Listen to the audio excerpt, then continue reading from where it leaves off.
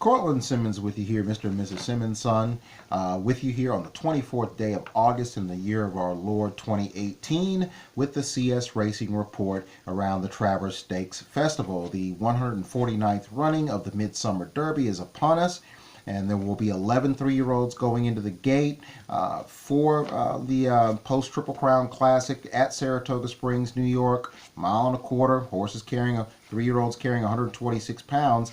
And again, there's a number, as I've said before, the $64 questions about these 3-year-olds. The enthusiasm that I had about them going into the Classic has probably been tempered a little bit by, as I said before, that trifecta of 93s in the Jim Dandy, run by the winner Tenfold, the runner-up Flame Away, and the third place Vina Rosso. The first and the third are running in the Travers. Two Sons of Curlin running here in this, over $1 million Classic.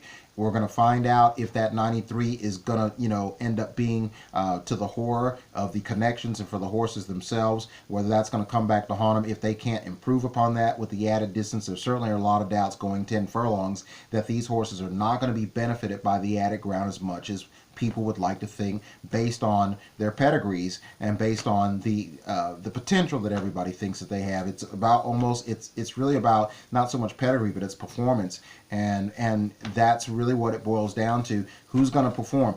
If you want to believe that this race is going to hold true, the Triple Crown horses, if you want to believe that the current trends that have existed in the last two Travers, particularly in glaring fashion, in a negative way, in which the Triple Crown horses coming out of the Classics, the winners of those Classics, have run poorly in the Travers. Exaggerator, threw a dud running 11th to Arrogate in 2016. Gunrunner the third was a well-beaten second in that race. Well-beaten third, I think, in that race. I may have misquoted in the last podcast, but he was well-beaten as Arrogate won by 12-13 lengths. And, those horses, and Creator, the winner of the Belmont Stakes, who had run poorly in the Jim Dandy, was well-beaten. And then in 2017, the previous to this Travers, the Derby and Preakness winners were dull in the Jim Dandy. They could be excused and merited another opportunity in the Travers, that being Always Dreaming, the winner at Churchill Downs, and Preakness winner Cloud Computing. And both horses, they didn't run particularly well in the Jim Dandy. They merited an opportunity to go 1.25 miles, and they both basically just, did not run so well, finishing off the board. In that race, Tappert, the Belmont winner, who came in off of Works, didn't have any preps after his Belmont triumph, finished a credible fourth. So, but generally, by and large, these last couple years, the horses out of the Triple Crown have not done very well. And given the alarming drifting that Tenfold did in the stands, as I said before, it looked like he was a little more interested in partying with the Saratoga crowd than he was on keeping his mind on his business. And that low buyer figure, which were even lower than some of the buyers we've seen on Jim Dandy horses in the last 2, 3, 4 years, you can't be encouraged that the trend is going to change anything more, and especially when you have a horse the caliber of Wonder Godot in here, a filly who's won the first 2 legs of Triple Crown, showed that she could get every bit of the 1.25 miles, despite the fact people think she might be in over her head running against males, that she ran on synthetic when winning the first leg, so forth. You've got some serious contenders in here. We don't know exactly who it is, but there is a committee of horses, at least on paper, of course they don't run it on paper, as Jerry Bailey said, that have an opportunity to basically unseat these horses from the Triple Crown that by no means had control of it in the first place, because the horse who won all 3 Classics, Justify, has been retired and will not participate on Saturday in this 149th edition of the Travers Stakes. So with that being said, these horses are inheriting the spot of the CEO, who's basically on, an extended vacation, on permanent vacation, to quote an Aerosmith album.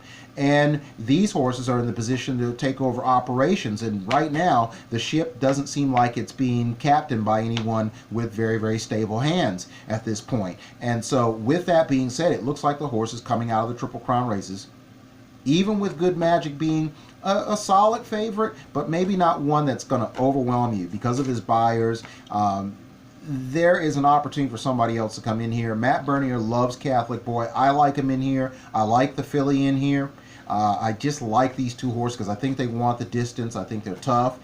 And Gronkowski off the Belmont, I would certainly be even as as proactive or as encouraged to believe that he could do it as well, but he hasn't run since the Belmont. As much as I love that run, I would be a little bit more, what I would say, spirited in thinking that he could get the job done. And I still think he's a horse that could, but it's a lot to ask after what Tappert went through last year in the 2017 edition prior to this running that is upcoming and about to unfold. But he seems to be a horse that certainly wants the distance. He's going to have to break well. You know, you can simulate race situations all you want in training. As Bob Baffert once said, one race, you know, is more beneficial, and I'm paraphrasing, than 10 works. It sharpens a horse up. So, you know, we just don't know exactly to what extent, but there is an opportunity.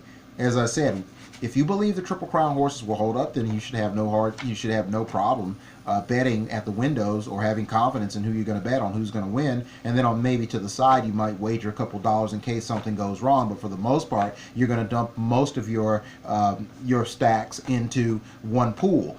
But a lot of people, I don't believe, have quite that self-assured confidence going into this Travers. It's wide open, almost to the point where, as Bob Newmeyer once said, going into the 1999 Kentucky Derby is, you know, hey man, I've changed my mind 73 times, and you know, I'm pretty sure some people have been swaying in the wind with which way they want to go. I have no idea who's going to win this race. I've made my contentions as who I don't think will win, but it just wouldn't surprise me. The race is wide open. I do like Wonder Godot and Catholic Boy, if I had to narrow it down to those two. But Bravazzo could be sitting on a big race. You know, Gronkowski is a horse that is somewhat on the outside looking in, but people have somewhat of a clue, although not a lot of evidence to really trace on this horse on the Belmont, because he ran so well there. But it's been a while, and as I said before, he comes in off works just like Tappert did the year before, and he ran a credible fourth, and on ability he was able to do that. And Gronkowski, maybe on ability, can maybe one up Tappert, at least finish in the top four like the 2017 Belmont winner did, or do a little bit better and actually finish in the top three, or actually, you know, take the roses and win this race, and the champagne that goes with it, along with that huge check, you know, huge chunk of the winner's purse, or a huge chunk of the purse, which would be the winner's share.